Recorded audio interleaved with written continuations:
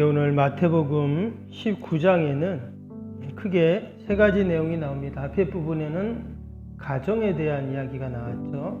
부부의 관계에서 이혼의 문제가 언급이 됐습니다. 그리고 중간에는 예수님이 어린아이들을 안수하시는, 기도해 주시는 그런 말씀이 나오고 16절부터는 부자 청년 이야기가 나왔습니다. 새벽에는 이 어린아이들을 안수하고 기도해 주셨던 예수님과 부자 청년 이야기를 잠시 살펴보겠습니다. 세상의 모든 부모들이 한 가지 공통점이 있습니다. 소원이 있어요. 그것은 바로 자신의 자녀들이 잘 되는 것입니다. 자녀가 어리든 아니면 다 장성했든 다 부모들은 자녀들이 잘 되기를 바라죠. 그러면 어떻게 하면 우리의 자녀들이 여러분 잘 되고 복된 삶을 살 수 있을까요? 오늘 13절 말씀을 보면 이런 말씀이 있습니다. 그때 사람들이 예수께서 안수하고 기도해 주심을 바라고 어린아이들을 데리고 오매 제자들이 끄짖거늘. 당시 유대인 부모님들은 자기의 자녀들을 누구에게 데려갔냐면 랍비에게 데려갔습니다. 이 랍비라는 뜻은 선생님 또는 교사 이런 뜻이거든요. 지금도 보면 학교 아이들이 학교도 다니고 부모님이 교육도 시키지만 이 유대인 공동체는 시나고그라는 회당이 있습니다. 이 회당은 이제 예배당이기도 하지만 집회 장소이기도 하고 교육의 장소이기도 하는데요. 성경에도 보면 회당이 나오죠. 근데 지금도 회당이 있습니다. 근데 그 회당에 가면 누가 있냐? 랍비가 있어요. 그래서 고대 사회나 지금의 이 랍비들도 상당히 지식인들입니다. 아무나 랍비가 될 수도 없고 또 랍비가 되려면 상당히 공부를 많이 해야 됩니다. 그래서 유대인들은 어떤 결정을 할 때 특별히 자녀 교육을 하거나 또 자녀들의 그 직장 문제, 사회 문제, 심지어 결혼 문제까지도 이 랍비와 상담을 한다고 해요. 조언을 얻는 것이죠. 근데 지금 오늘 말씀해 보면 사람들이 자기 자녀들을 예수님께 지금 데려갔다고 이렇게 나옵니다. 그러니까 그런 생각을 한 거예요. 예수님의 말씀을 들어보니까 당시 그 랍비들처럼 참 지식이 많고 정말 좋은 말씀을 많이 해주시는 거예요. 그래서 예수님께 데려가면 뭔가 도움이 되겠다, 유익하겠다, 또 기도를 좀 받으면 좋겠다, 이제 이런 마음을 가진 거죠. 그래서 예수님께 이제 데려갔는데 지금 제자들이 어떻게 했다고 나옵니까? 오늘 13절 보니까 제자들이 꾸짖었다, 지금 이렇게 말씀이 나오고 있어요. 아마도 제자들은 늘 예수님 주변에 사람들이 많으니까 예수님이 피곤하시겠죠? 근데 어린아이들까지 와가지고 예수님을 성가시게 하고 시끄럽게 하니까 이렇게 했다 생각 충분히 우리가 이해를 할 수 있겠죠? 근데 예수님이 이때 뭐라고 하셨냐면 14절 보시면 예수께서 이르시되 어린아이들을 용납하고 내게 오는 것을 금하지 말라. 천국이 이런 사람의 것이니라 하시고. 당연히 제자들은 예수님을 향한 충정에 의해서 이렇게 했는데 그럼에도 불구하고 예수님은 마치 제자들을 꾸짖는 듯한 그런 말씀을 하십니다. 아이들이 나에게 오는 걸 금하지 말라. 그리고는 뭐라고 했죠? 어린아이와 같이 되지 않으면 천국 갈 수 없다. 이런 말씀을 지금 하고 계십니다. 아마 제자들은 어리둥절했을 겁니다. 왜냐하면 당시의 아이들은 숫자에 치지도 않았잖아요. 그런데 지금 천국의 주인공이 아이들이다. 이렇게 지금 말씀을 하고 있는 겁니다. 이것은 당시의 사람들의 이 생각, 가치관과는 정반대의 그런 말씀이셨습니다. 왜냐하면 사람들은 당시 누가 천국에 갈 수 있을까? 이 생각을 할 때 최고의 신앙의 경지에 오른 사람들만이 갈 수 있다 생각했습니다. 율법에 흠이 없고 깊은 영성과 신앙을 가진 사람들. 그 사람들이 누굴까요?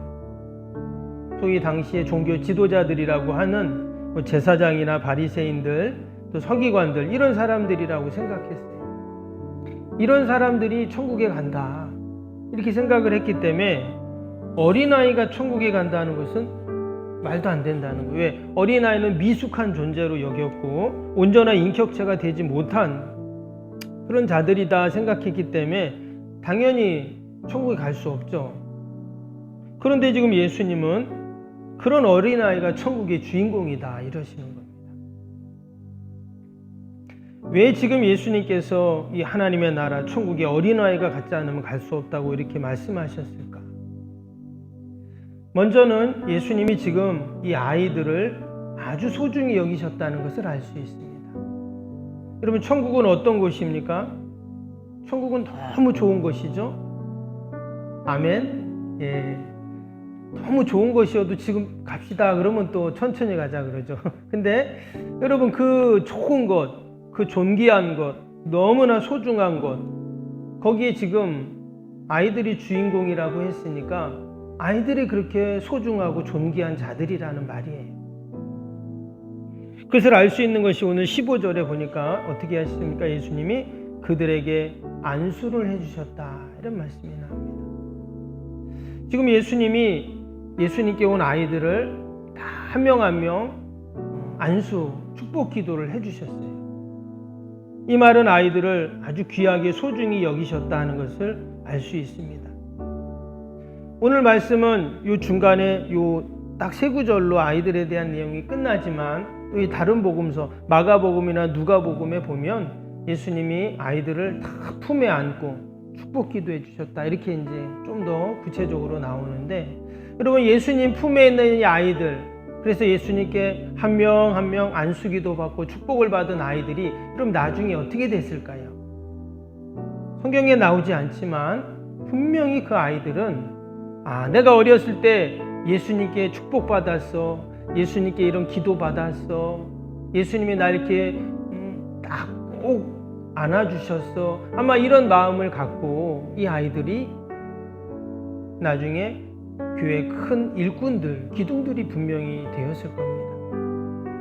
예전에 뭐 이름만 되면 아주 유명한 목사님이 어느 교회 부흥회로 오셨어요. 제가 저희 집 아이들을 데리고, 아이도 어렸을 때인데 그 부흥회에 갔습니다. 같은 지역에 사는 부흥회역에서.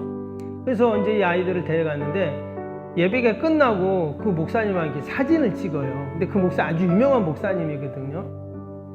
누구라고 말하면 다 아시는 분이에요. 근데 말은 안 하겠습니다. 요즘에 좀 TV에 나와가지고 좀 그래가지고. 근데 그때 사진을 찍었는데 그 아이들이 그 사진을 이제 핸드폰에 있으니까 한 번씩 그 사진을 봐야 하면서 이 목사님 유명한 목사님인데 내가 어렸을 때 이 목사님과 같이 사진 찍었다. 그 얘기를 아직도 하는 거예요. 여러분, 예수님에게 기도받고 축복받고 예수님 품에 있고 이 아이들이, 여러분, 그것이 너무나 귀한 영적인 경험이거든요. 여러분, 이 아이들이 지금 어디에 있습니까? 예수님의 품에 있잖아요. 이것이 너무나 귀합니다. 그럼 우리 아이들이 어디에 있어야 할까요? 예수님의 품에 있어야 할 줄로 믿습니다. 시편 127편 3절에 보면 보라, 자식들은 여호와의 기업이요 태 열매는 그의 상급이다 그랬습니다. 예전에도 한번 말씀드렸는데 여기서 기업이라는 뜻은 하나님이 주신 선물이라는 뜻도 있지만 숙제라는 그런 의미가 있어요. 마치 하나님께서 자녀들 우리에게 너무나 귀한 선물로 주셨지만 또 한편으로는 숙제를 주셨다는 거예요. 마치 우리가 어렸을 때 학교 다닐 때 보면 선생님이 숙제 내주면 어떻게 돼요? 열심히 숙제해가지고 선생님한테 가서 검사 받아야 되잖아요. 마치 우리 아이들이 하나님이 우리에게 맡겨주신 숙제와 같다는 거예요. 그래서 우리가 이 아이들을 천국 백성으로 잘 양육할 여러분 책임이 우리 부모에게는 분명히 있는 줄로 믿습니다. 근데 그 중에 하나, 지금 오늘 부모들이 자녀들을 예수님의 품에 데리고 온 것처럼 우리의 자녀들을 늘 우리가 주님 품에 여러분 올려드려야 할 줄로 믿습니다. 그래서 이 새벽에도 우리가 기도 제목이 많지만 우리가 늘 자녀들 위해서 기도하잖아요. 왜냐, 우리가 새벽마다 늘 우리의 자녀들 하나님께 올려드리는 거예요. 하나님, 우리의 자녀들이 늘 주님 품에 있게 해달라고 우리가 늘 기도하는 겁니다. 그럴 때 하나님께서 우리의 자녀들을 지키시고 도와주시고 또 보호해 주실 줄로 믿습니다. 근데 오늘 말씀은 여기서 끝나지 않습니다. 이어서 부자 청년 이야기가 나오죠. 우리가 너무 잘 아는 이 부자 청년이 오늘 16절을 보겠습니다. 16절 보면 어떤 사람이 주께 와서 이르되 선생님이여 내가 무슨 선한 일을 하여야 영생을 얻으리이까. 여기 지금 어떤 사람이라고 했는데 이 사람이 바로 이제 다른 복음서에 보면 부자 청년으로 이렇게 나오게 됩니다. 그런데 이 부자 청년이요 지금 예수님께 와서 22절 보세요. 여기 보면 그가 재물이 많다 하죠. 그 청년이 재물이 많음으로 그랬습니다. 그래서 이 어떤 사람은 이제 부자 청년인데 이 사람이 지금 예수님께 와서 어떤 질문을 합니다. 근데 그 질문이 어떤 질문이에요? 선생님, 무슨 선한 일을 하여야 영생을 얻을 수 있습니까? 지금 영생에 대한 질문을 지금 하고 있어요. 이건 상당히 차원 높은 질문이고 아주 본질적인, 인생의 본질적인 질문입니다. 근데 이 사람이 지금 22절 말씀처럼 청년이라고 했어요. 그리고 재물이 많다고 했습니다. 누가복음에 보면 관원이라고 나와요. 그러니까 이 사람은 어떤 사람이냐? 젊은 사람, 또 물질이 많은 사람, 또 권세를 가지고 있는 이런 사람이에요. 더욱이 20절을 보세요. 20절을 보면 그 청년이 이르되 이 모든 것을 내가 지키어 싸운데 이랬어요. 그 모든 게 뭐예요? 살인하지 하지 말라, 간음하지 말라, 도둑질하, 부모를 공경하라, 이웃을 내자같이 사랑하라. 모든 율법이 있잖아요. 그 율법을 내가 다 지켰습니다. 이렇게 말을 하고 있어요. 그러니까 신앙적으로도 아주 열심인 그런 사람이죠. 그런 사람이 지금 예수님께 아주 차원 높은 질문인 영생을 얻는 방법을 묻고 있습니다. 여러분, 이 정도면 이 부자 청년은 천국에 갈 수 있을까요? 없을까요? 아까 서두에 말씀드렸죠. 어떤 사람이 천국 간다 그랬죠? 당시 종교 지도자들과 같은, 그래도 신앙의 레벨이 있고 수준이 있고 좀 그런 게 갖추어진 사람이 천국에 갈 수 있다, 그렇게 생각한다 했죠. 그러니까 이 부자 청년은 당연히 당시 사회적 통념으로는 천국에 갈 수 있는 그런 사람입니다. 근데 예수님은 뭐라고 하셨냐? 23절 보세요. 예수께서 제자들에게 이르시되 내가 진실로 너에게 이르노니 부자는 천국에 들어가기 어려우니라. 여기서 이 부자라는 말은 이 청년 부자를 말하는 거예요. 그 사람을 딱 찍어서 말하지 않고 부자는 그랬어요. 바로 이 청년을 지금 비유해서 말씀한 겁니다. 이 땅에는 모든 부자를 말하기보다는 지금 이 예수님께 나온 이 청년 부자는 천국에 들어가기 어려우니라 그랬어요. 위에는 누가 천국의 주인공이라고요? 어린아이가 천국의 주인공이라고 했어요.